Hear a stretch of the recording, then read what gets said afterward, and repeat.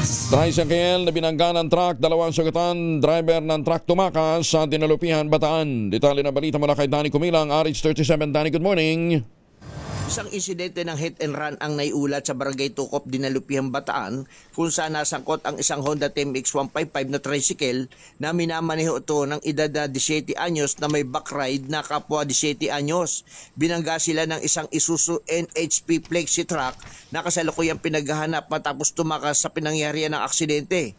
Batay sa inisyal na investigasyon, binangga ng truck ang likurang bahagi ng tricycle matapos itong pumasok sa linya ng tricycle.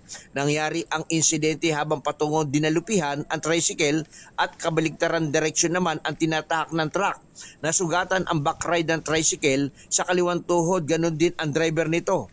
Agad sila dinala ng Bureau of Fire Protection at MDRRMO sa Dinalupihan District Hospital na rumisponde sa lugar. Samantalang iniwan ng suspect ang truck at mabilis na tumakas na ngayon ang driver ay inalarma na ng PNP Dinalupihan. Danny Kumilang, RH37, DCRH, una sa Pilipinas, una sa Pilipino. Maraming salamat, Danny.